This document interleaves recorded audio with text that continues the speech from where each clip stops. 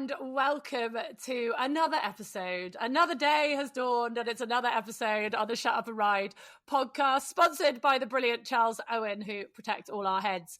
And I've got no Simey today, but I do have a Benji. How you doing, Benji? I'm very good, thank you. And speaking of Charles Owen, I had my first test drive for my incredible competition-winning hat at the weekend. And anybody who wants to see that, you can check out Shut Up and Ride socials or mine. And I think it looked rather marvellous. But yeah, I'm very, very good. If you hear any screaming children in the background, that's from me. And they're not even my children. Yeah. Right. My child is away with George at her mum's. Yeah. So you've replaced your own child with other people's children. Excellent. Yeah, exactly. Yes. Just That's need not what children in my do. life now. Yeah. If you're meant to get rid of children, you don't replace them with other people's. That's not how parenting works. If your child is out of it, you do not, like, it's when people go to me, do you want to hold this baby? I'm like, if I'm not holding my own child, there's absolutely no part of me that wants to hold someone else's.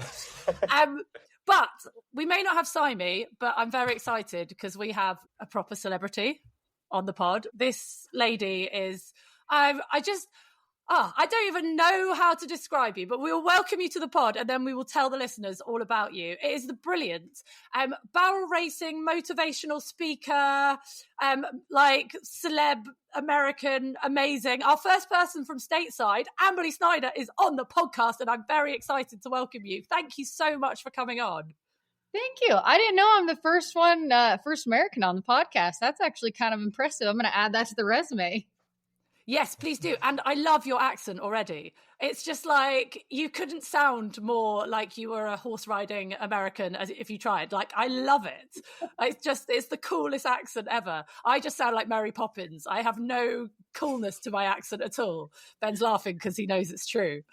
I was already thinking, oh my gosh, this is going to be the best podcast ever. And I hope I understand every word you guys say. I was thinking more, but Jenny, Mary Poppins is always so polite and nice to people. I mean, what? Okay, this is one of the reasons, Amberley, I had to create this podcast because I couldn't keep the nice person. Like, when obviously I'm working at big events and I interview riders, you have to be like the Olympics and things. You have to be very grown up and serious. And how did your horse go? Yes, thank you very much. So I had to create this so my actual like alter ego could come out and I could actually be my real self. And yeah, we're not always the most polite, I would say. But I did warn you about this before you came on and you were like, yeah, I'm all down for it. You did. I'm prepared. I'm ready. Right.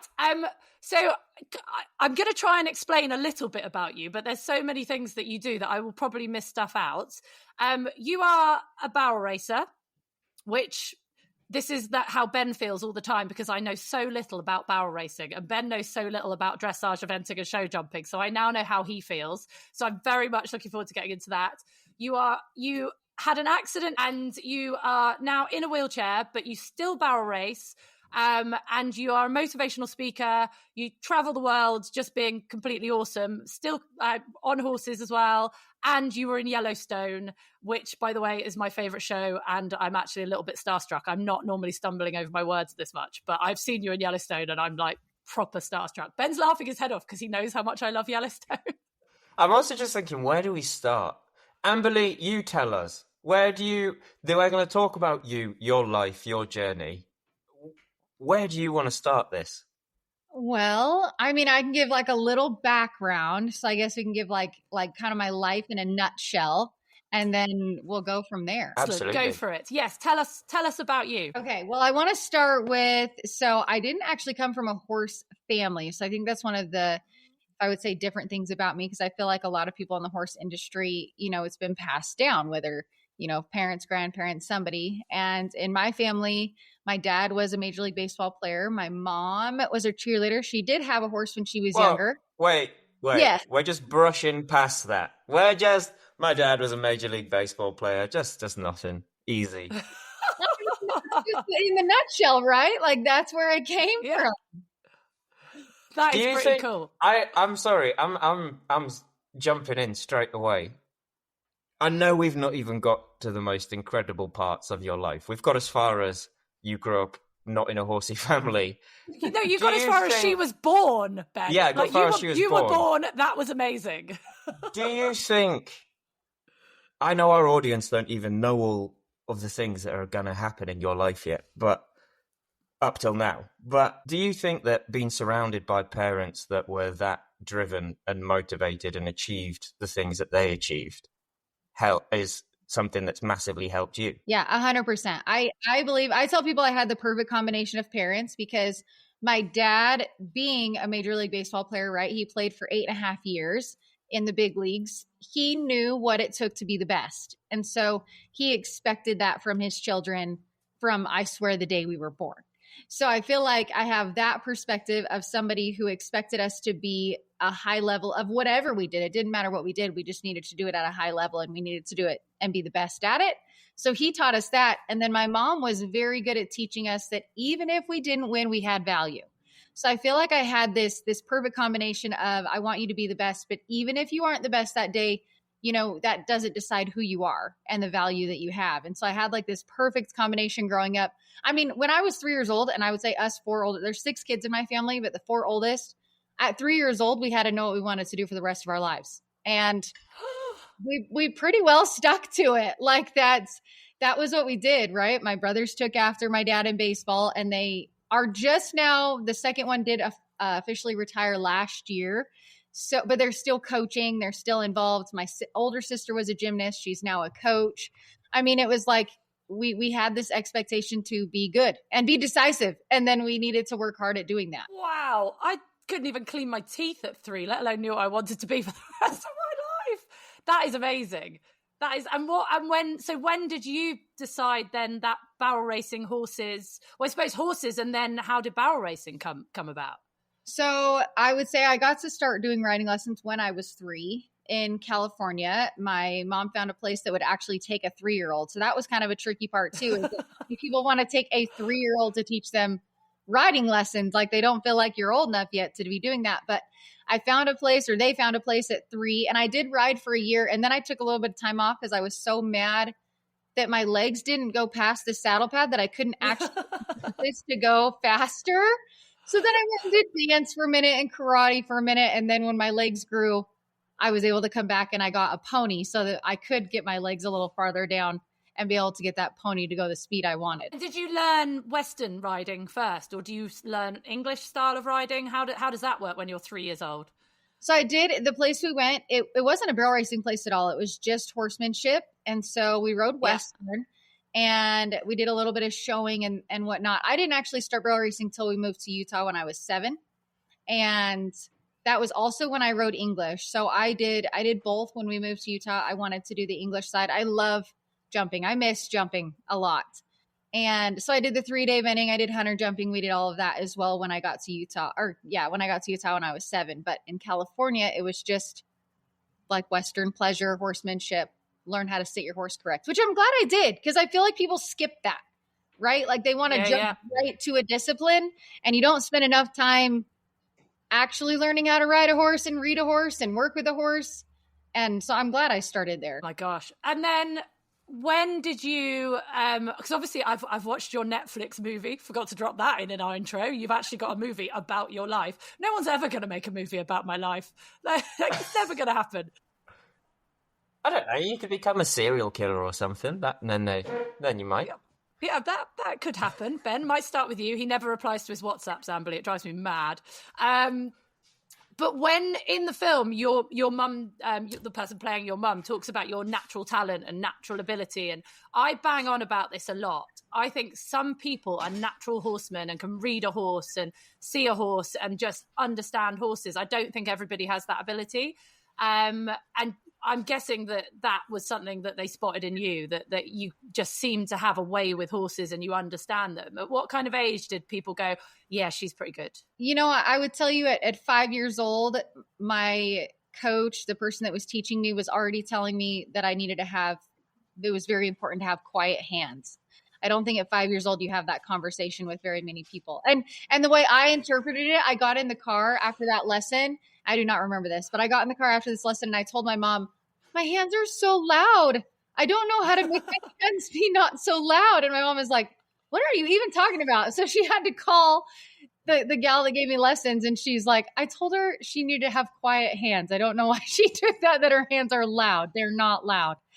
But that was just how I interpreted that as a 5-year-old getting taught this is the correct horsemanship. And that was really, I mean, I was expected. The gal that taught me how to ride was not gentle in her teaching. I mean, she was not used to teaching children, so she didn't teach me like a child. She taught me like I should be a grown-up. Yeah.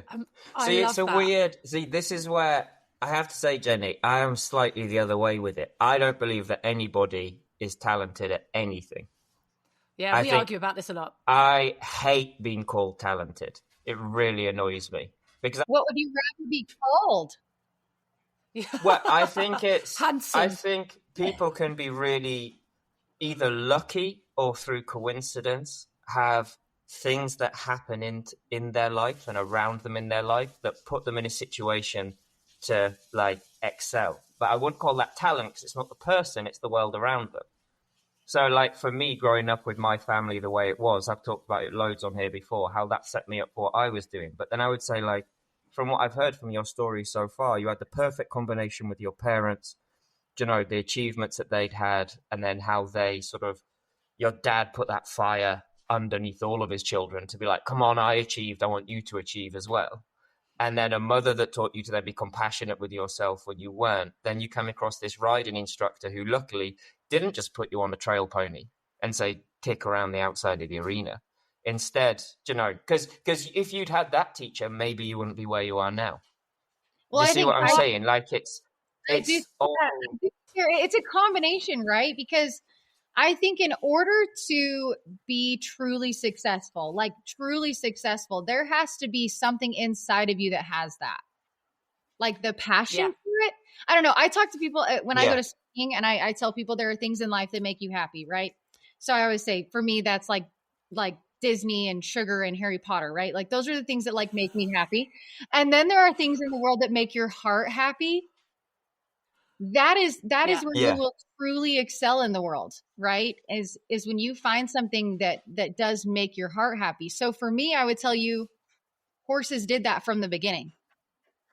And so there was that drawn to them, that whether we want to call it talent, we want to call it the blood, it's in your blood, whatever we want to say, right? Like that made horses a part of me.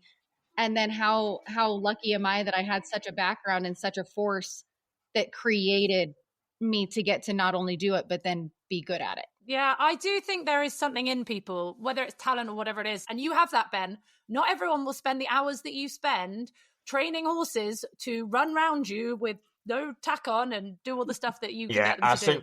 I think that's more like vaguely undiagnosed ADHD or autism in me. My little hyper-focused brain. I don't need change. It's talent, though, because you have to be able to hone in on that ability that someone else is not going to. Shoot, I tried to play softball, right? My dad being a baseball player, I thought, I could be a softball player. At 10 years old, I played one season. My dad told me to stick to rodeo. I was not talented. I was not going to be good at that sport. So he was like, yeah, don't do that. Like, that's not for you. Yeah. My mum is your dad. My mum is the person who I would do something in a performance, because I do like in the same way that you guys have like the trick riders and stuff at the rodeo. That's kind of what I do, like, but with Liberty horses and stuff. And I'll work on a piece for an act for ages and then finally get it out at a show. And my mum will come up to me afterwards and be like, yeah, that was not good. Don't do that again. And you're like, oh. Nailed it. But at the same time, you need those people in your life, because then when they give you praise, it means something. Because they're not just saying everything is great. Like, right, so we keep getting sidetracked. So you're riding, you've found your passion for it and your talent for it. When did you discover barrel racing? So my family decides to move from California to Utah when I'm 7. And I told my dad I would only move if he bought me a Palomino barrel horse when we got there.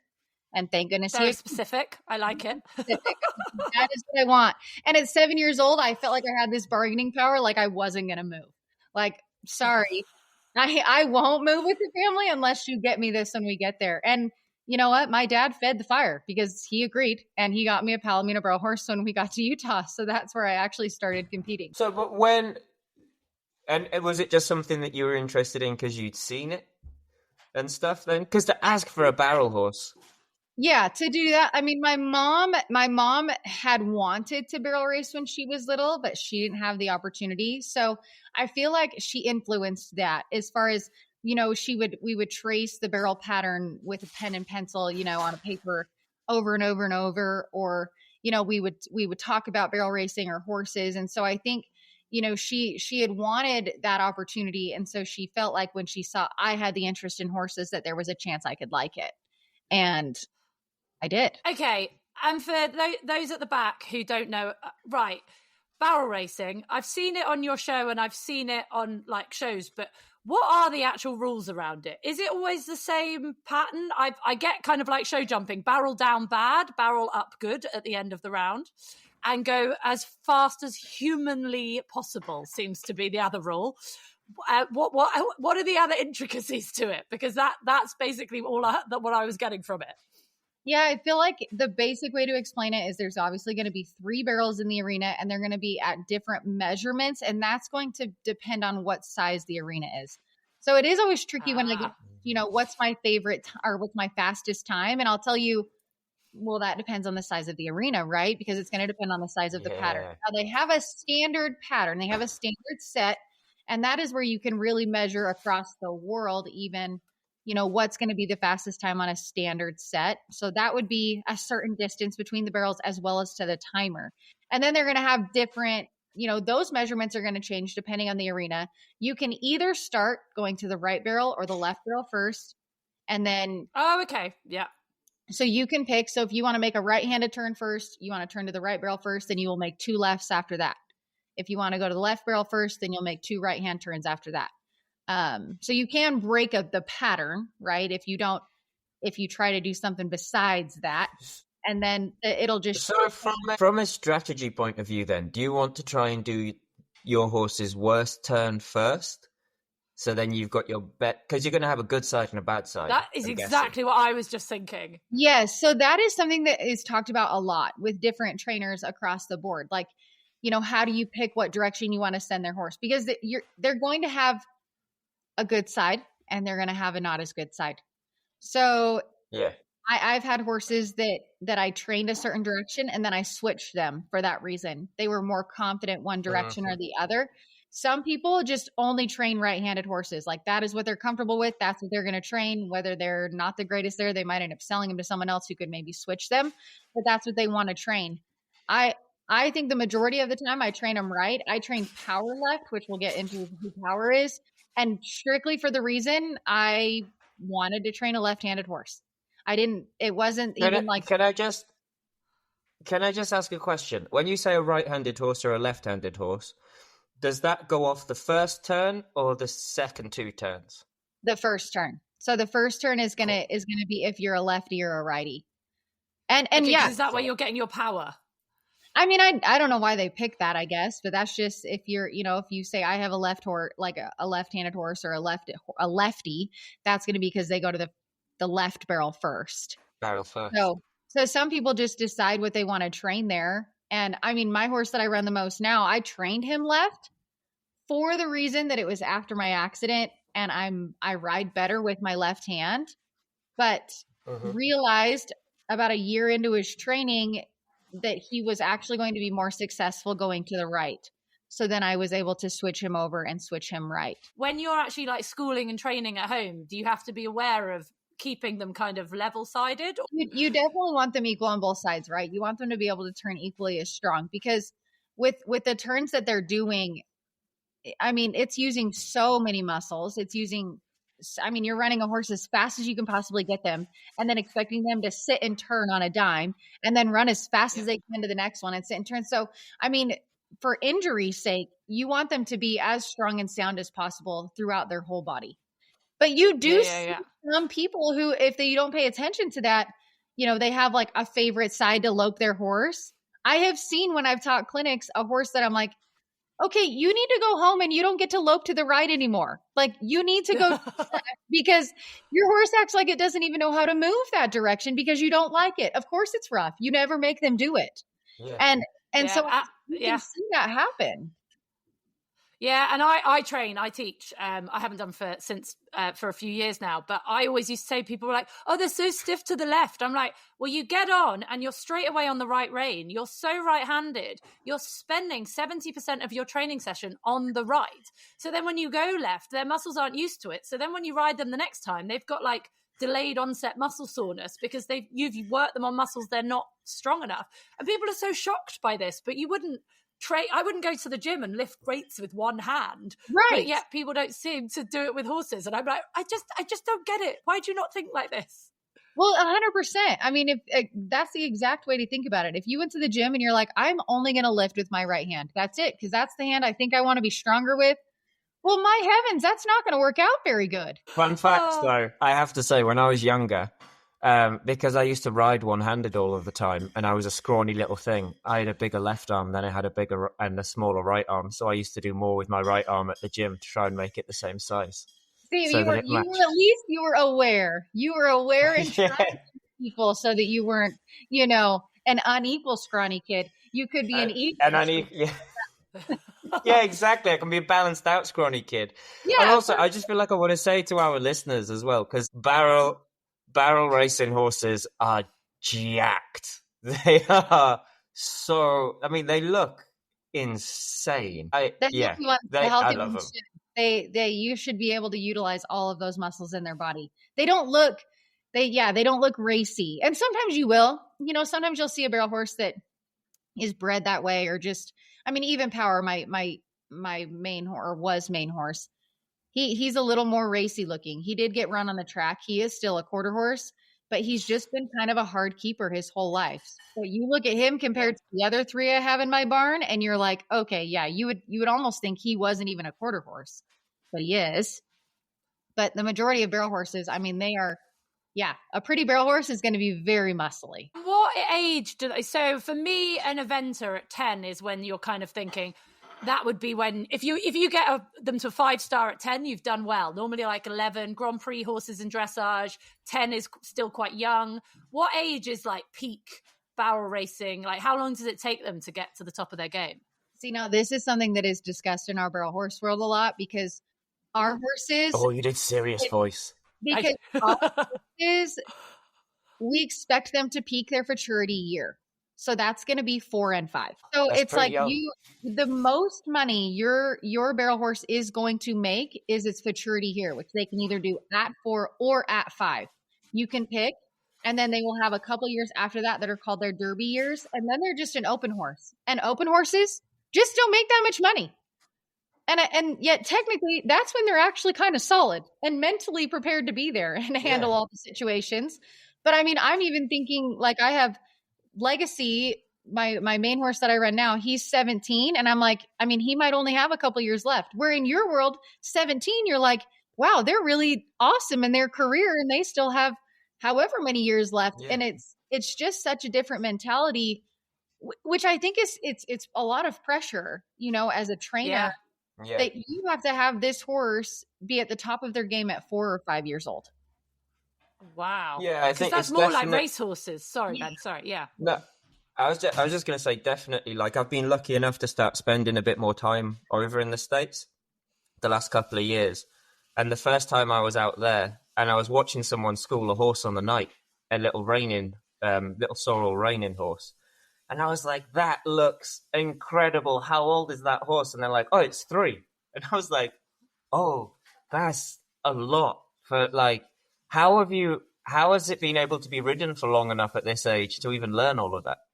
Well, and that I think is kind of part of it, right? Is that we put a lot of, I mean, same as racehorses, right? They have so much pressure so young. Yeah. And not even just physically. I think anyone can see the physical sort of strain of high level competition. And just to make it clear, at no point are we saying that it's barrel racing or reining or racing. It's the same in eventing or dressage. You want to do something at the top level, it's hard. It's physically hard. But then there's also that mental hardness that I don't think people always like comprehend as well. Like we already made a joke at the start, Amberley, of you saying that who tells a 5-year-old to have quieter hands? Because like even you getting back in the car at 5 years old and being like, I've got really loud hands, because it played on your mind because you were too young to really take education like that. Yeah. And that's the same thing that's going on with these horses. We're throwing questions at them, not only to go through the schooling and learn everything they need to learn, but then to cope with the amount of travel, the amount, like the audiences, the music. It's just a lot. It's a lot to cram into. It is a lot. And you'll see horses who are super talented physically that can't handle it mentally. And they really can't, you know, like they can't, whether it's the atmosphere, the travel, the pressure, any of that. There are some horses that you'll see that might make 1 or 2 or 3 nice runs to start their maturity year. And then they're blown up and they just like, that's it. That's the end of their career because they just mentally couldn't handle the pressure. I was just going to say, with a horse like that who won't make it as a barrel racer, what's their career going forwards? What would their job be if they couldn't take the pressure of kind of competition? Well, and when I say that, some of them might end up just not being able to do it at their maturity year, right? Like they might need to mature. So those horses okay, they need to take a step back. They might need to be taken a little bit slower, and they could come around, 5, 6, 7, 8, right? They're going to be able to come back and do that. If they can't make a barrel horse, I mean, you can look at a rope horse, you can look at a trail horse, you can look at, which is a very expensive trail horse, but you could, I mean, like it's things like that you kind of hope you don't have to do. But I mean, I feel like some of them, they just take longer, right? Like they just don't mature at the speed you want them to. And so unfortunately, that's not the one you're going to make your money on. I mean, you're going to have your time on that one. And truly the higher end guys are probably going to sell those ones because they don't have their time for them. The big money ranches, those facilities, they're going to sell them to somebody who couldn't maybe afford one of those top winners, but they can afford to spend the time on something that could be nice in 2 or 3 years. Okay. Yeah. I mean, or everybody who has a barrel racing horse that's not going well could sign up to BAM and turn it into a Liberty horse, just saying. 100%. That's what they all really should be doing. That's what they should be doing. What's the most difficult part of the barrel racing? So from like an outside perspective, I'd assume it's in the chute before you go in, because that horse is going to know what it's doing and is going to explode. But what have you found the most challenging? The barrel racing, which could be similar to these other disciplines, you lose more than you win. Yeah. Mm-hmm. You have to be mentally okay with knowing that before you begin. You will lose more often than you win, and you have to find joy in just being there, right? And I'm not saying you have to enjoy losing, because I do not enjoy losing. That is not. You don't have to enjoy losing, but you have to enjoy, like you have to love the horse first, and then you can love the sport second, so that even on those days that you don't win, you still did fill your cup up to be there. And I think that part, it can burn you out. I mean, it can burn you out. Like I don't know if I'm going to pro rodeo as much this year, because last year it burned me out. My horse performed very well, but it was tougher than it has been. And I'm like, gosh, that wasn't that fun. It wasn't that fun to go out and make a run that I came out and heard my time and felt my run and watched my video and was like, man, we kicked ass. And then you look at the results and I'm like, wow, I sucked. Like that was bad. That's hard to do. So I think that's really the challenging part, is because, and your horse doesn't know.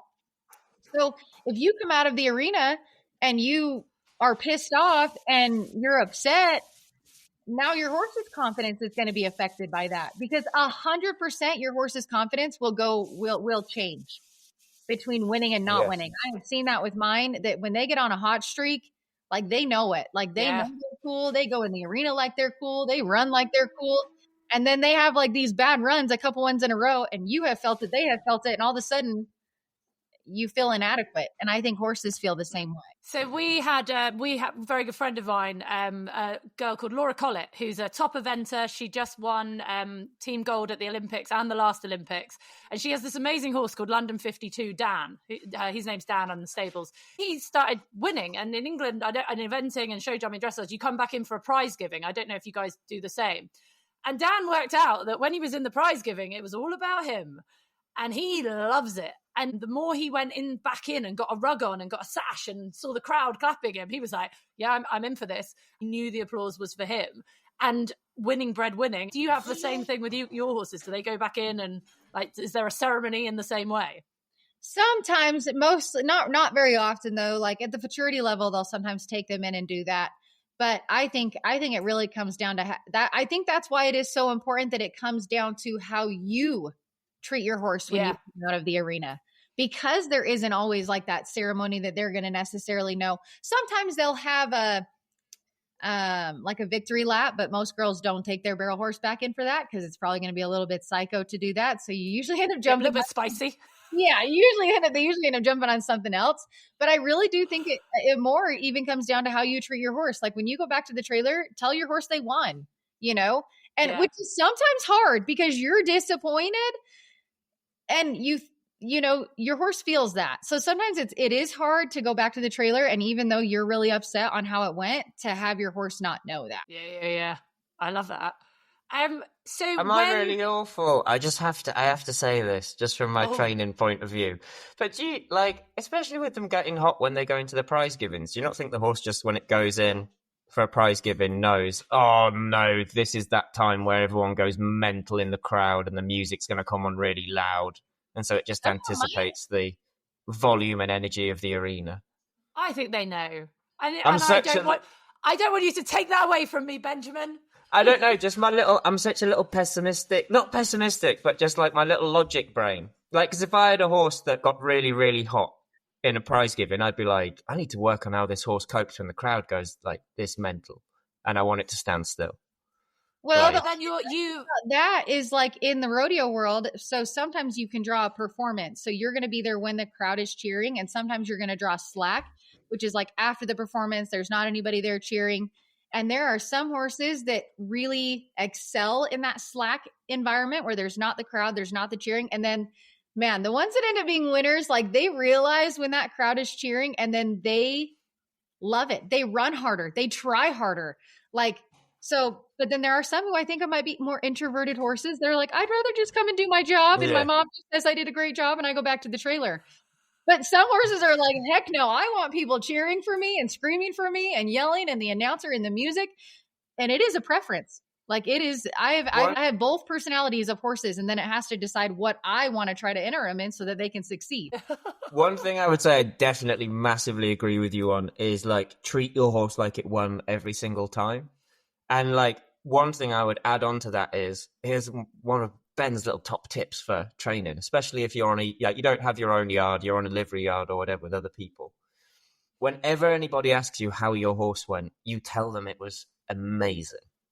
Never let anybody know, even if you've just spent half an hour stood in the sand crying because of how bad it's gone. And the horse is no longer in the arena. You're just still on the sand. Absolutely. Snot. They've left you there. Everything. It's picking up your teeth. Yeah. That's it. You get back and you tell everybody that horse went so well, because people treat good horses better. Yeah. I'm not saying that's right or wrong. I'm saying they do.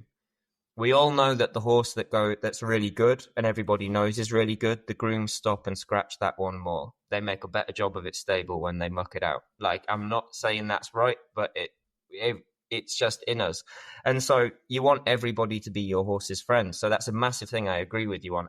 If people ask me, I'm always like, yeah, they were amazing. I'll cry privately. They went really, really well. I like to say, pat the horse, kick the rider. That's one of my favorite phrases. Oh, I like that. Can we get that on a poster or a t-shirt? I'll get it on some of our merchandise. Our Shut Up and Ride merchandise. We'll send you one, Amberley.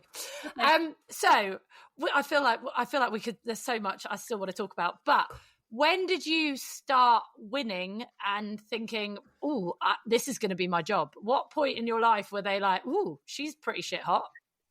And how much did you win? Like, how good were you? Well, and I feel like I could have been better. I think I don't feel like I won everything to be won. I just could succeed and I just could place. I didn't go win nationals. I didn't, well, at least in the high school, like high school nationals, I didn't go win that. I won the Little Britches World All Around title my senior year. So that would have been like the highlight of my senior year. But it's, along the way, it was like I won races here or I placed here. I don't know. I wouldn't even say it was like a phenom or anything. There is a girl out there right now who is 11 years old who's already won $1 million. I was not that girl. I think I've seen her on Instagram. I Yes. think there's videos, isn't there? Yes. Like she and her legs flap like They do. this nuts. They She do. goes off. So I'm like, I wasn't even Insane. like that. I just felt like I was talented enough to be good at it. And I feel like that, I mean, I can still even say that. I wouldn't say that I can say I am the best professional barrel racer in the United States because I'm the only one. So I can say that. But I would say, like, can I still get better? Absolutely. Like, I mean, I want to do that. I just felt like I was good enough that I could make, I mean, not even a career because my job is really as a motivational speaker, but that I could do this enough to not lose money at it, that I could continue to do it, that it made sense. So I feel, and that's even how I still feel. I feel like I'm good enough that I can play for free, if that makes sense. Yeah. And I think that's most horse businesses around the world, isn't it? I need to be good enough to not lose money. Like that's. I get to play for free. I'm feeling pretty good about it. Yeah, that's like my husband. Whenever we look for a property, my dream would be have horses at home and have a barn and stuff. And he's like, yeah, and that would we could make some money out of that, couldn't we? And we could have other people's horses. And I'm like, oh no, baby. If we have people have their horses on our farm, that will pay for my horses. We're not going to make money out of that. And he's like, oh, so what do I get out of that? Having a business on our land? I'm like, you get a happy wife. That's 100% the answer. Yeah, that's what you get. You just get less stress, and I'm happy. So you obviously this is your career, and this is the way you wanted to go with your life. But then, as the Netflix movie about your life, tragedy kind of struck, and you had a car accident. Can you kind of take us through what happened for anyone who doesn't know your story, if that's all right, and kind of this most life-changing moment in your life, and what happened? So in January of 2010, I was on my way to the stock show in Denver, Colorado. I was going there to just work, and I didn't have my horses. I feel like that's when sometimes people think I had my horses with me. I didn't. It was just me in the truck, and I overcorrected. I looked down at my map and I overcorrected, which resulted in my truck rolling. I was ejected. I hit a fence post and broke my back, which is what injured my spinal cord. So I'm a T11, T12 spinal cord injury. So I can't feel from the waist down. I mean, I have regained a little bit as we've gone, but not enough to do anything with, I appreciate everything I have. I feel like I should say that better, but, so I was spinal cord injury and had to figure out how to live life again, both on and off of a horse. Obviously, I've seen the movie about your life, and I'm guessing because you were one of the producers on that, and I'm guessing you had a lot. So I'm guessing it was very truthful in how it was depicted, but nothing can kind of be like the actual truth. And how, I suppose, in that moment in time, I've got a couple of friends who've also actually from horse accidents have had that moment of realization.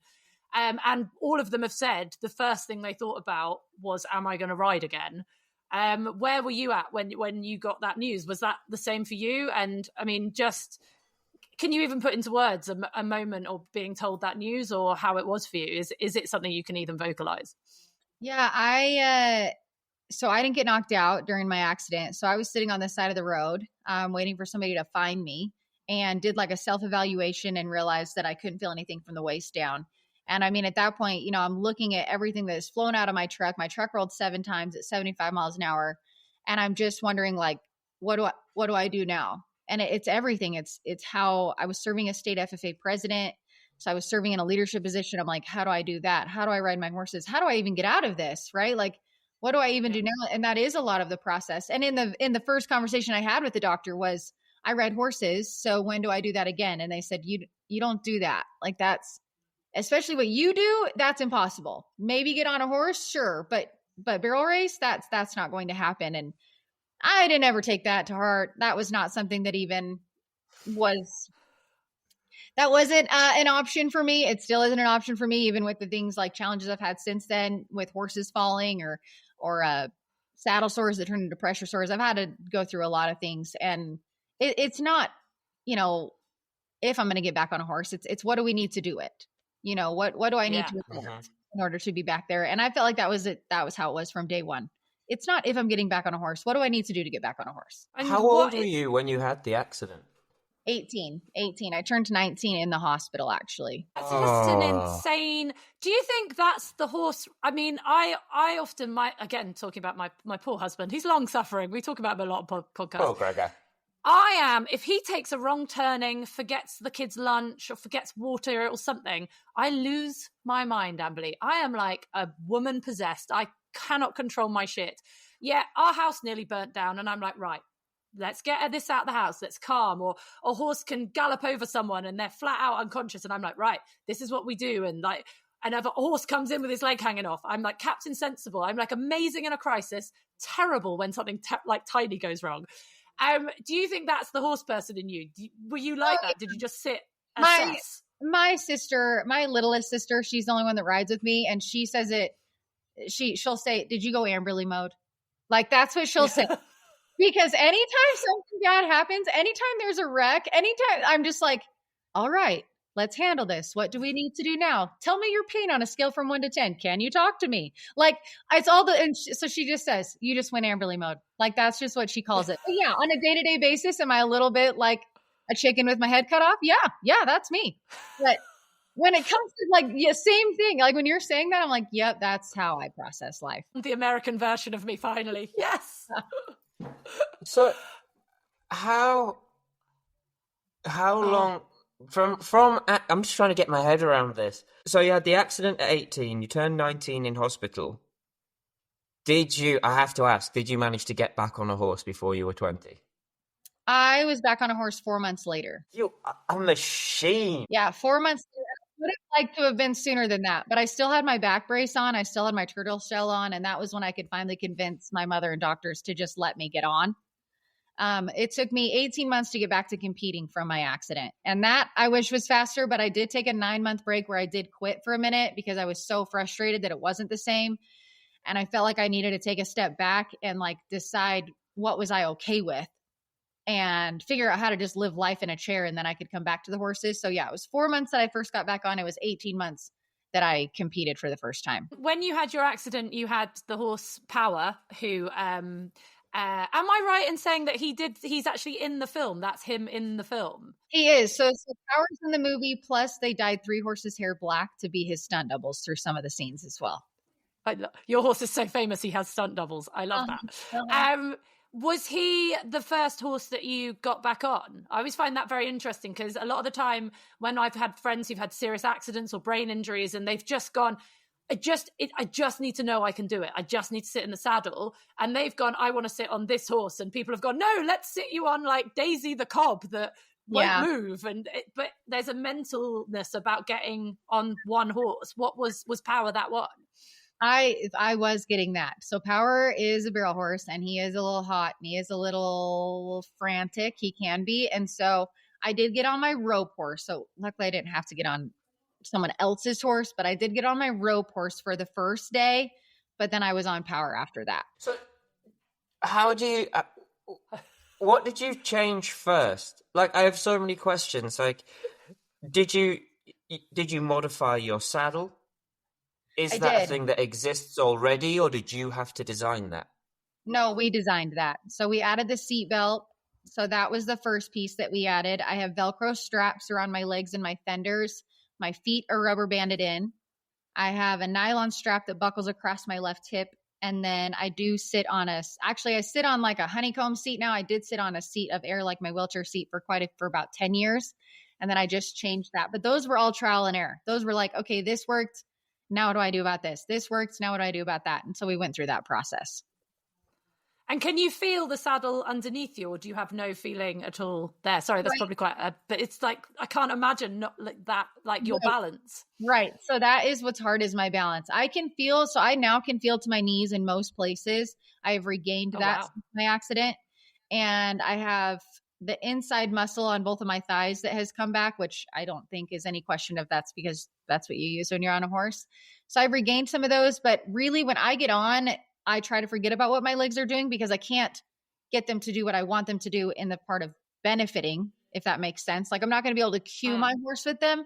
So I try to strap everything as secure as I can have it. My legs still are flaccid, and so they'll still move.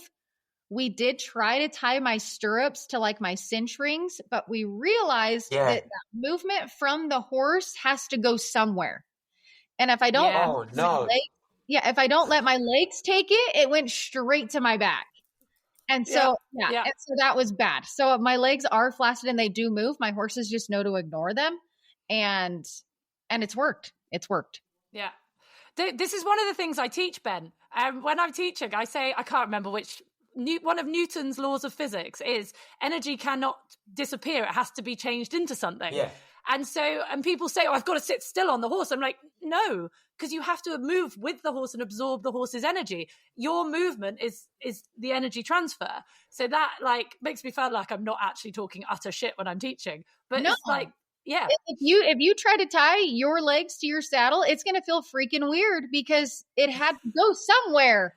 Like you can't just die up.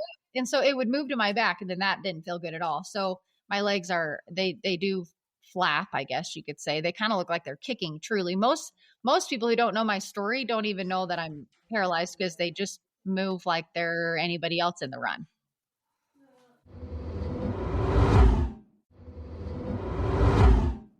So just going to take a quick pause in this podcast to give a huge shout out to Extreme Bands, our wonderful advertisers. We've spoken about them so much before. By now, you should know how amazing these game-changeable wearable therapy bands for horses and for humans, by the way, because I've been wearing one, that help improve circulation, recovery, overall performance. They're non-invasive. You can stick them on your horses. You can get collars for your dogs. I love them. Simon, you are loving the bands, right? Yeah, no, loving the bands. I've got an older horse that is competing, and he has had an injury in the past, and I put the bands on, and it just makes a massive difference to him. And the leg feels so much better as a result of having the bands on, genuinely. And so I think they are making a really big difference to him, which is fantastic. Ben's smiling. Ben's like, I want to talk now. I want to talk. I want to tell you about how much I love the bands. I love them. Yeah, if it stands still on my yard now, it's got bands on. I've gone bands crazy.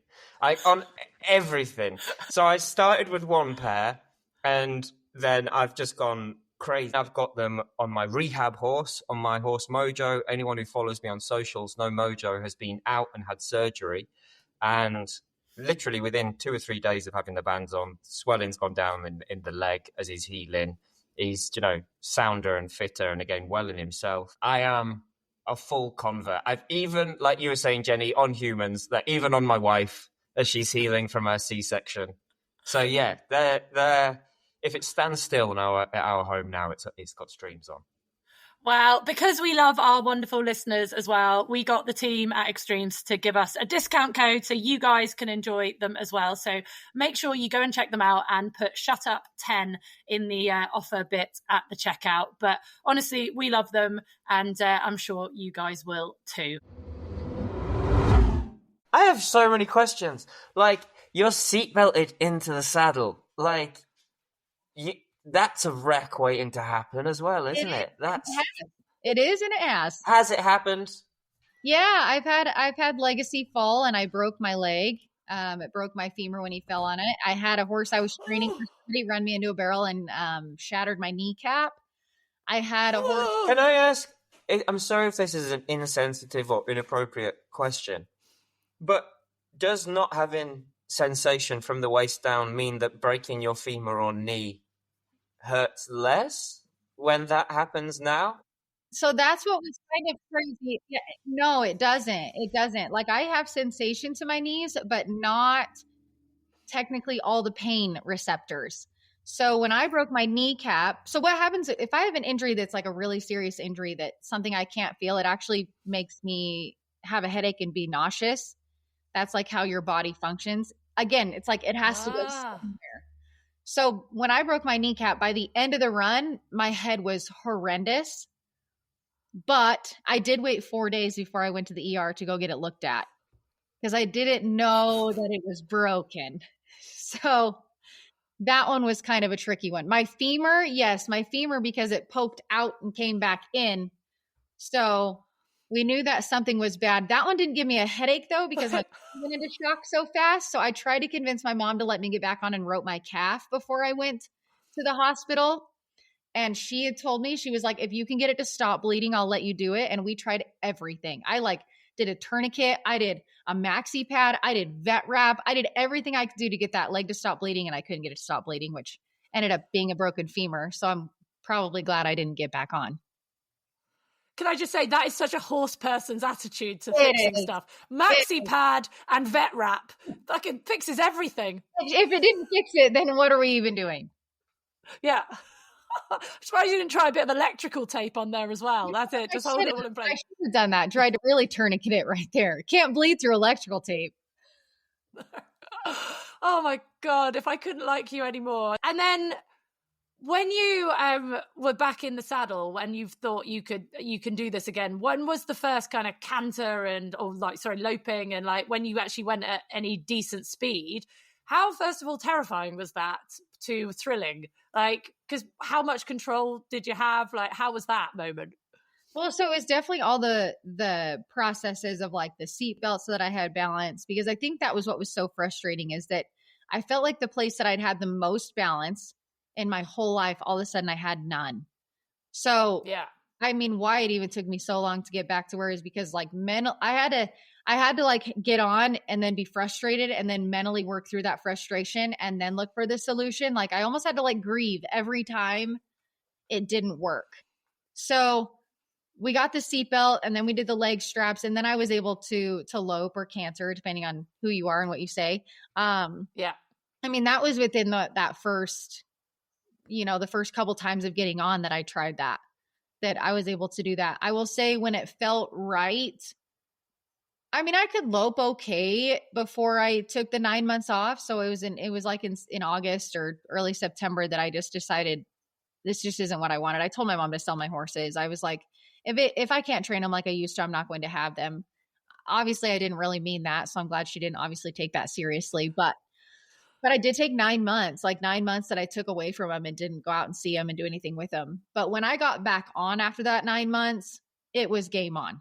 It was, I was emotionally, mentally, spiritually, physically in a different place in this situation, that I realized that even though it wasn't the same, the love for it definitely hadn't changed. And I would say the appreciation for it even grew. So then it was good. And so the very first time that I loped through, like I cruised through a barrel pattern, was on a Saturday when I finally got all the pieces put together, and I entered on Monday. So the second I had it where it was worked out, I was entering 2 days later. Do you mind me asking how? So, for my friends and I've worked with a lot of the para dressage riders at the Paralympics, and the riders who don't have any sensation have normally a schooling whip in each hand, and that's how in their category they're allowed to do it. How do you communicate, especially with a horse like Power, for example, who's been trained by you with your legs and your seat? How do you now communicate with them? What's the method? Well, so Power is a unique story. I'd actually gone to a clinic in the fall before my accident, and the clinician told us that we should be able to do everything with our horse with our hands that we do with our legs. And I remember telling her, I don't need to do that. And she was like, no, like if your horse can't do everything with your hands that you can do with your legs, that's your lack as a trainer. So I retrained him, not knowing I retrained him for myself. So he was actually pretty easy because I had literally trained him to do everything with my hands. He just had to have learned to ignore my legs. The ones after him have been a little bit of a challenge because we have to figure out how to get to that spot. And I do everything with my hands, my voice. I can carry a dressage whip to be able to tap them on like rib cages where my legs would need to be. So I utilize that as well. But yeah, I mean, it's been a little trial and error. I realized every horse is not meant for me. Some of them take advantage for sure, and some of them really step up and be better. So I've learned that it's okay that not every horse is for me either. It's all right. Because- I've had many a horse take the piss out of me, Amberley, and so I don't think it's. I think some horses just are like that. They can tell when you have a weakness. Like, Yeah. And they'll take advantage. So I just don't want those ones. Yeah. I've spoken to a friend of mine, Lee Pearson, who's a para dressage rider, before about this, because the first time I saw one of his horses in person, I was like, Lee, this horse is really, really hot. Like, no offense, but I didn't think you'd have a really hot horse. And he was like, Ben, my legs don't work. I can't kick. Of course I have a horse that's hot because I can't push it forwards all the time. Yeah. And it's like that. You prefer, because the reason I bring that up is because I think people would think that after everything you've gone through, you'd be like, I need a safe horse. But actually you're like, no, I can control it, but I need that power to be offered by the horse. They have to have enough fire in themselves that I don't have to ask for that part. Yeah. But that's So you're like extraordinary, because after what you've been through, most people would be like, do you know what? I want a horse I can sit on and do my makeup on, not one that's going to try and go off at 1,000 miles an hour. Thank you very much. Like the fact that you can harness that energy is just extraordinary. She wants to be seatbelt locked into a saddle bronc and sent off. Let's go. Woo! It'd be fine. I'm so impressed. I honestly think you are one of the coolest people I have ever met. This is just absolutely... I can't even speak. My mind is blown. And also, so tack-wise, you've had to modify your tack. Now, I know in the dressage world, if you do anything to any bit of tack, people are like, oh, you can't do that, you can't do this. There's rules and regulations about what you can and can't do. What has the barrel and the rodeo world been like at you modifying tack? Have some of them gone, no, you can't do that? Or has everyone been very welcoming? Like, how have they responded to you and your amazing comeback? They've all mostly very supportive. I have had a few funny comments where people, and they say it, I still to be nice, but I do laugh when they say, we were so excited when you came back. We didn't expect you to beat us though. So there was definitely a couple that were like, okay, we thought we would just get to like cheer you on. We didn't think that you could actually outrun us, which I'm like, I am not here to be a participant. I am here to be a competitor, and that will not change. But really, like, very supportive. I always have somebody cheering. It doesn't matter if it's a tiny jackpot or a big giant race. Like I have people that are cheering and supportive. So I can't even really complain about that. We've already had you for an hour, and I know you're a very busy human. So I have to start talking about this, and then if we have time for other stuff, amazing. But then Yellowstone. I mean, Yellowstone. It is the biggest show on the fucking planet. It is just, I even tried today to do a bit of eye makeup like Beth. Like, I'm obsessed. And that is about the maximum of my knowledge of kind of rodeo and everything. That's where I've learned anything I know about it from. How did that come about? Who approached you? How was it? Tell me everything. Yeah, which I do have to tell you, I do have another appointment, and I'm telling them I'm waiting. It was at 1. So I'm like, I told them I'm so sorry. We'll have to just wait a little bit. I thought we'd have a lot with an hour. We might have to do a take 2. We might have to do a part series, which we can do that. But Yellowstone. So Yellowstone was cool. I got on that because Jake Ream, who's actually one of the guys in the bunkhouse, I've been friends with him, family friends with him for a lot of years. Even when my movie was getting filmed, he's a cutting trainer with cutting horses. And he also provides a lot of the horses for Yellowstone. Taylor Sheridan was one of his clients early on. And so that's how they became friends. So it was like just kind of through connections that Taylor Sheridan told Jake he was looking for an inspiring story. And Jake was like, you already know one. Remember Amberley? And so then Taylor wrote me in the script, which is funny. I only knew because Jake gave me a heads up. Otherwise, I just received an email of, hey, you've been written into the script of Yellowstone. We need you to show up for filming day. Like, that was kind of the heads up. Luckily, I'd already heard from Jake that he's like, they should be reaching out to you because you are in the script this time. Otherwise, I would not have known that ahead of time prior to that email. Oh my God. And was it like, it was such a cool moment as well, innit? It was very much like, especially for me, I was like, that is fucking girl power. That is horsey girls, their fucking nails. Like, you just kind of embodied everything that I feel about women who ride horses and the love of the horses and everything. I just like, it was just such a cool moment. And then to see like their reaction on it. But I don't think it was like, I'm guessing their reaction to watching you ride as well was almost kind of a genuine, like, holy shitballs, she's pretty cool. It is. It usually is. If people have not ever seen me ride before and then they see me ride or compete or even like on that set, yeah, I think it does take people back, which then it kind of like brings me back to reality too, because I'm like, oh, this is actually kind of cool. But because I don't think like that all the time. Like, it's just riding for me. It's just being competitive. But there are moments like that where you take a step back and you're like, oh, you know what? I actually think I might be a little badass. So that's cool. Like, you just kind of have those moments where it does just like, I don't know, awe moments. Yeah, like a little kind of Hollywood reality check right there. Like, amazing. And was it cool being on set? Like, did you meet any of the other actors? And who did you get to hang out? Full fangirling at this point. I was so fangirl. Like, I literally, like, Amberley's the coolest person I've ever met, Ben. So I agree with you on that. Thank you both. The only ones that are on set are the ones that are in that actual scene. So I haven't met all the cast yet. I plan on it. So at some point, I'm sure there's going to be some Yellowstone reunion and I'm going to be invited to that, of course. But I was able to meet who was on set. And then I've met a few other cast members through a couple other events after that. Has it changed, obviously, within your world? Like, Ben is very famous within the Liberty world. And I would like to say I'm not famous in anyway, but I'm guessing within the barrel racing world, everyone knows you. But has this given you a kind of brought your fame outside of your current world as well? Yes, I do think that it makes a difference. Like, there now are people who will come up to me in the airport who are not in the rodeo world but will know me from Yellowstone. Yes, that is insane. Do you have to sign autographs and things? Get selfies? Usually, yes.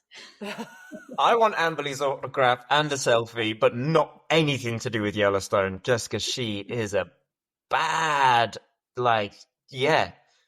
proper cowboy up spoonful of concrete in the morning. Yeah. I am very aware that you have to go, Amberley. So I really would love to talk about all your motivational speaking and everything, but I'm guessing we might have to save that for another podcast. Yes, I think we're going to have to take two. But we do have a tradition on this podcast of asking someone what's annoyed them this week. Because you know how everyone these days is really zen and very we like to have a bit of a rant on this podcast. Can I ask you, Ben, when Amberley's gone, I'm going to ask you what yours is and we'll carry on doing a bit of recording. But Amberley, what has annoyed you this week? Is there anything that's really got your goat and you're just like, do you know what? That really annoys me. It doesn't have to be horse related. Oh, no, I wasn't even thinking horse related at all. Well, I am wedding planning for one. So next time I will be married. So that will be fun. So the wedding planning is annoying in general. But I tell you what, you don't know what the most annoying thing is when I need to get on the plane to go somewhere and I go in the bathroom and there's 25 stalls that are open and the only one taken is the one that I fit in. And it is not someone who did it. That really? I can totally imagine. I feel like that is a whole podcast in itself, like accessibility and all of that. That would piss me off as well. But that happened. That's why I could answer that right now. Right. You have to go because you have so many other things to do, but I cannot believe that we've managed to grab you because you are so busy for an hour. I mean, Ben and we're going to carry on chatting after this. We'll stay on, so we'll let you go. Honestly, I cannot tell you how inspiring you are. I'm you have got one massive fan in me. I'd love to have you back on the podcast. Thank you so much. And as is tradition, and I'm sure you'll appreciate it, all that's left to say is, Amberley, shut up and ride. Thank you. Thank you so much. Thank you so much. So Amberley's had to go, but I'm so starstruck. Not just the Yellowstone thing, but someone who is, I get we're going to have our differences. And I think if she came back on, we could have more of that chat about the barrel world versus and I know she really wanted to talk about how she cares for her horses and the horse welfare and how much she loves them, but we didn't even get around to it. I have never seen you, Benjamin, so speechless. I just think she's one of the coolest people I've ever met in the world. It took me longer to get back on a horse after my stomach surgery Then it took her to get back on a horse after a spinal injury. I love the just, like, you can have, like, that proper, and your excuse isn't a reason. Okay. Do you know what I mean? Like, that's what I got from speaking to her. Like, she's just an absolute weapon. She is unstoppable. She is, the boulder coming down the hill. Throw what you like at her. I want to barrel race. I want to ride horses. Can't move from the waist down. Cool, let's carry on. Like, broken knee, broken femur, redesigning the tack, like, all of that I just find so phenomenal. Because we'll all have days where it's like, oh, I was meant to school my horse this afternoon, but it's raining, so I'll stay in. And do you know what I mean? And there is a woman who is, that women like that, sod the Kardashians. There should be a statue of a woman like that. Just bloody amazing. Just unbelievable. And it's her, like you say, if that doesn't work, we'll find a different way. Not it's going to stop me. And I feel like we almost sometimes in this world, like, look for excuses not to do stuff, don't we? Like, being a bit of a martyr to... I suspect that is why she's a phenomenal horse trainer. Because that's the game, isn't it? Like, anything you do with a horse, so many people try, they don't train. They try and do something with a horse, and if it doesn't work out, that horse won't do it. And that mindset of just, we'll do this instead. Alter that, change the tack, change the environment, change the method, honestly, I am speechless. I know I'm messing up all my words. I really wanted to know if she could talk to the 18-year-old Amberley who had just had the accident, what would she say? Do you know what I mean? Yeah. Like, how would she explain how her life is going to go? She's going to keep barrel racing. She's going to be on Yellowstone. But how would that have comforted 18-year-old her? Or would it have been like, yeah, fuck off, that's not going to happen? Do you know what I mean? Like, it must have been... exactly what you mean. And it must have been so dark. And now she's a motivational speaker. So which aspects... So she obviously must know that there are things that she learnt on that journey that can help other people. And I'm fascinated to know what they are. Yeah. What someone with that mindset would put forward as their top things. We have to have her back on. We have to. I know, we have to. She's amazing. So how are you, Benji? Now I've got you. Are you well? How's daddyhood? How's life? How's being back out on the grass from all your videos I've been watching? Yes, it's amazing. Finally back training on grass, which I prefer because my training field is like 220 meters by, I don't know how wide it is, but it's like a massive area to work in, which is wonderful, out of my tiny little outdoor, which my outdoor looks massive, but it's not. It's 40 by 40. I've been there. And it's quite, it's a square, isn't it? Your outdoor. It's not traditional. And I think because it's square, it looks bigger. So it's nice to be back on the grass and training there. Wild's just doing incredibly. Can I ask a question? Yeah. I'm going to do a bit of a name drop because my past is the only thing I have these days. When I rode Vallegro and I rode him out onto to hack him around the fields with Carl, the moment his gorgeous Olympic winning hooves hit the ground, his head was down like a fucking cow eating grass. You have 10 horses at liberty. How the arsing hell do you stop them from having a snack? How annoying, frustrating is it, and how do you get over it? Well, it's not. It's so a lot of the basis of everything that I teach my horses starts with attention. Yeah. So the biggest problem people have is people ask horses questions before they've even got the horse's attention, whether they're in the saddle or on the floor. They just throw a question at the horse, but they've not made sure that they're there. And so the big thing for me is starting that from the early stages.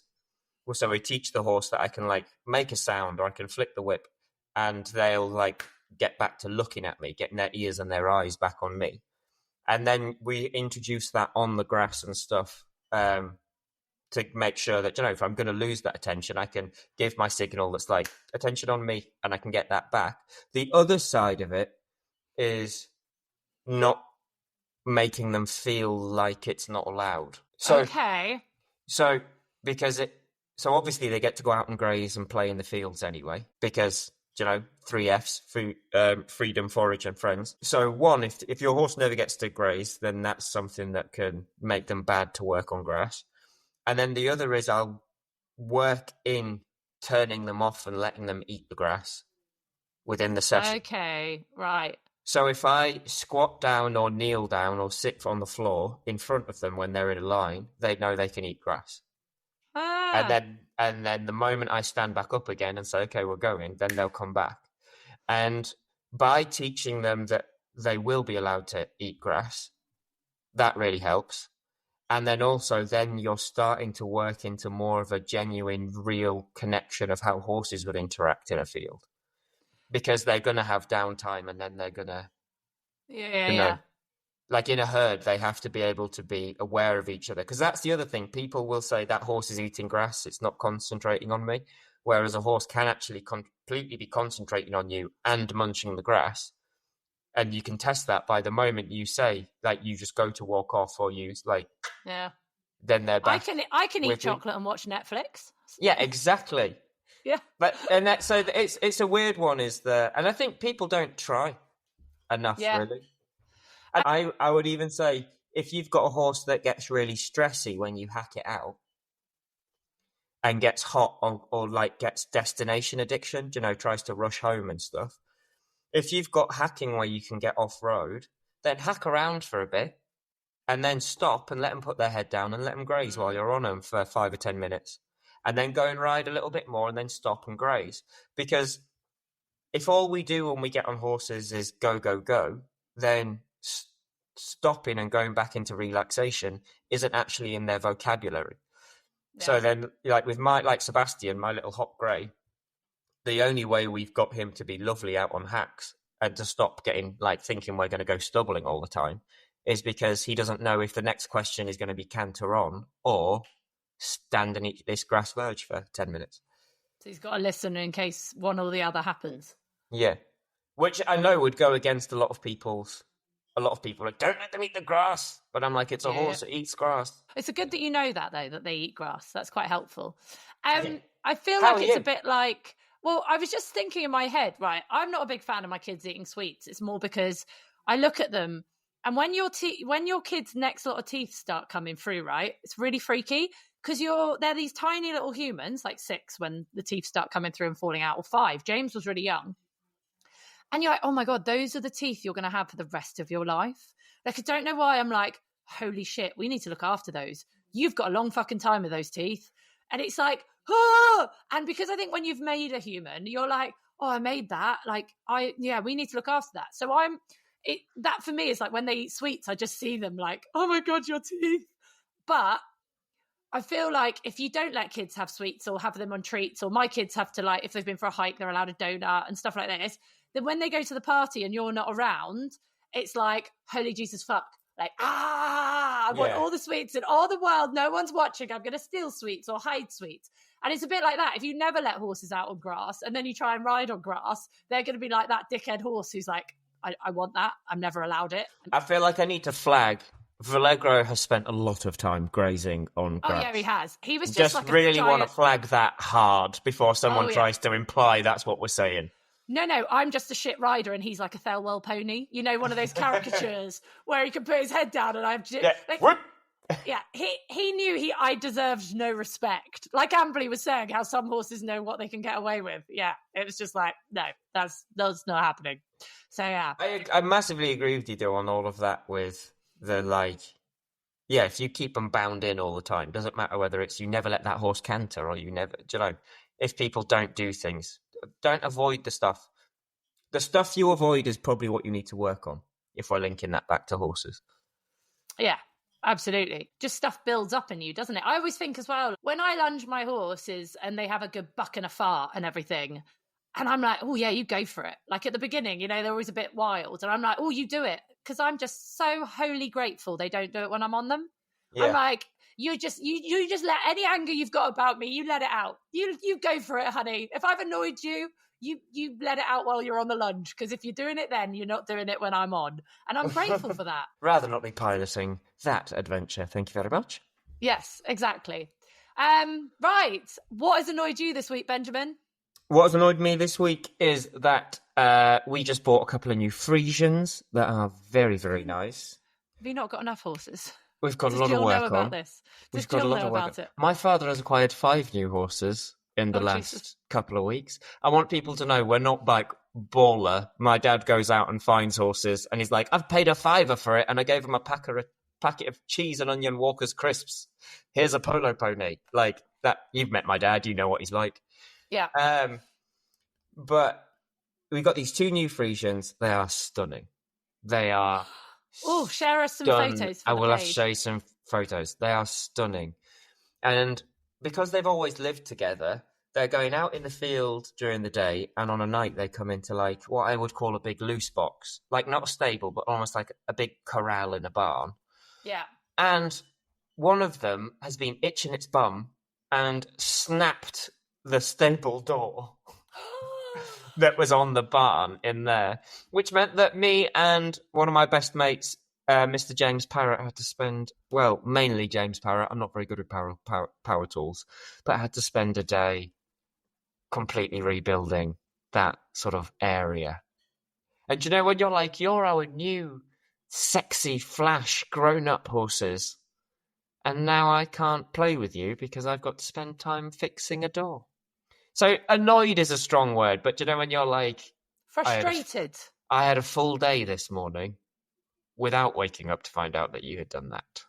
Do you know what I mean? It's like, brilliant. Because even though James is my best friend, he's still, when I'm like, do you want to come and spend a full day concreting telegraph poles into the ground at the farm and stuff? He's like, yeah, cool, you can pay me. I love you. So that was, yeah, that's that, really. But to be honest, there's not a lot to be annoyed about in life at the moment. I'm pretty happy. That's because the sun's shining, isn't it? The sun's shining. I've got my beautiful baby, my beautiful wife, my beautiful horses. I'm very chummy, to be honest, at the moment. What's annoying you? Don't say me. Yes, you, because you never fucking reply to any of your messages, but that's standard. Some days it does get me very down. I'm like, I just need a response. It's not you, it's everyone. I know, but I take it personally because I'm hard work. But we may have annoyed people. Oh. Yeah. Again. We've had our first, social media people ranting at us. Three or 4 comments that weren't, aren't you guys wonderful? I thought we'd had worse than that already. No, we've never had any. So I was new to this. I thought you went on that website. That wasn't on our social media. That was on that hideous website where people rant about famous people. And they're normally just slagging me off, not you. And never Simon. Of course, never Simon. So I was trying to ring you because I needed someone to calm me down. And I rang Simon and he stopped me because I'm quite flippant in my responses. And I wanted to write quite a jokey response. And then I think I know what this is now. These people may not have actually listened to the podcast, so they won't find me funny. So when we jumped on the fucking bandwagon. I'm not going to lie. We jumped on the AI generative toy bandwagon. And I posted... I saw the people. With their angry, like, you shouldn't use AI. And I felt like I'm in the same boat as you, I think. Because I wanted to message them back saying, well, we didn't make our Shut Up and Ride logo and stuff by using AI. We're just doing this trend. So we got quite a lot of shit for it. Like, don't use AI, it's bad for the environment. And one really long rant. And I just wanted to reply in the comments, so I guess we know what's annoyed you this week. Oh! Why didn't you? Oh, because didn't you? Because all of our listeners would have gone, yeah, that's funny. Oh. But if they are one of your followers because it was on your grid and haven't actually listened to the podcast, I don't care. They're not going to find it funny. And so you should have said. And what annoys me about this as well is, number one, accept AI's here. It's going to get used for stuff. Yeah. Like, get used to that. I hate that people... AI makes me a bit nervous. I've seen, Terminator and all of that. Don't think are you worried that Dole of you is going to come alive and steal your job? But what I think AI is brilliant in things of it can scan algorithms and find disease patterns and stuff. It's all great. And I get that people get angry about the artwork, But then... But it wasn't artwork. I was on Chat artwork. GTP, so I wasn't on AI artwork. Secondly, that to me is not artwork. It's a fake doll. Thirdly, if we were going to be famous enough to have dolls of us made, I'm not averse to that, by the way. I think that'd be quite cool, a little mini version of me, but I'm never going to be that famous. I think it'd be more likely to be of you. We wouldn't employ AI to do it because apart from you, it didn't look like any of us. I looked really ill in the group photo. You looked amazing in the one with your top off, but the person who we would definitely not be allowing us to use ChatGTP to make our models would be Simon. Because let's face it, Simon, some people were like, he looks like Andrew Nicholson. A couple of people were like, he looks like Austin O'Connor, which, as Austin admitted, he has been kicked in the face a few times. So, yeah, I think, don't worry, people. If we actually wanted to make dolls of ourselves, it would give people jobs. We'd maybe use AI to suggest what it could look like, but I think you would have to employ an actual person to really get the finite details of someone's face. Don't back down. We at Shut Up and Ride support AI, down with the unions. Let's let it burn. Just let the world burn. Who cares? We don't make art. Sodom. No, but I think people, honestly, I think sometimes people just want to be, it's trendy to be angry at it, isn't it? And I think that's when I get annoyed, because I'm like, are you actually annoyed? Or is this just something to be, the cool thing, the trendy thing to be angry at? Well, it was all young right people now as well, Benji. So I looked, because obviously I was like, oh, who are these people that hate us? We have haters, So I think if you've got haters, you're doing something right in some ways. Yeah, you're building engagement, which is good. Exactly.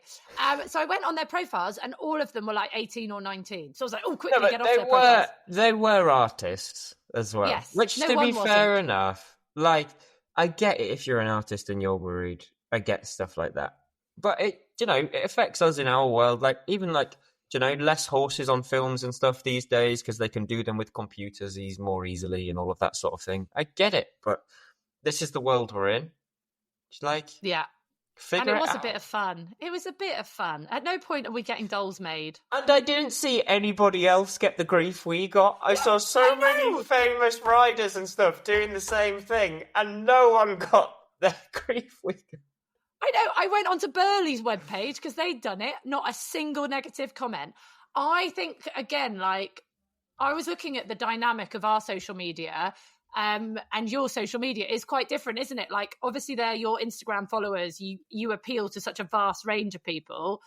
And like, you even posted about our hat the other day and no one wrote in the comments, yet you posted the same thing on Facebook and millions of people commented. It does just show that Facebook's the place to be. Yes, well, we are on Facebook. And while I'm thinking about this, I'm not very good at this, so I have to do it because I feel like it annoys me when people ask for stuff.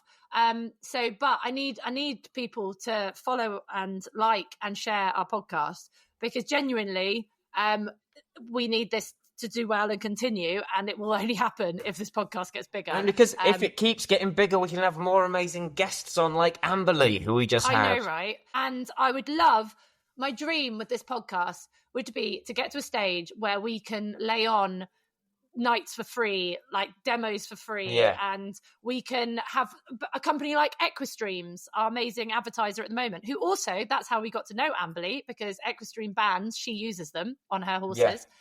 A company like that be able to go, right, don't give us the money, let's put 100 bands on our SPCA horses. Do you know what I mean? Like, I would love for this podcast to get that big, that we could do stuff with deals and support people and share. I think every horse has the right to have an owner who knows what they're doing. So if we can help people understand and learn and also spreading your liberty training more, because I think what you do is amazing. And I think so many people could take a step back from their conventional way of riding and learn so much from reading horses and understanding them. And if we could do some of that and help educate people.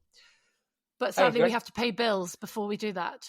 And as much, one thing I love about Shut Up and Ride is just sort of the equestrian world isn't all as serious as it always looks as well. Yes. And that's a big thing. Like, just remember horses are fun.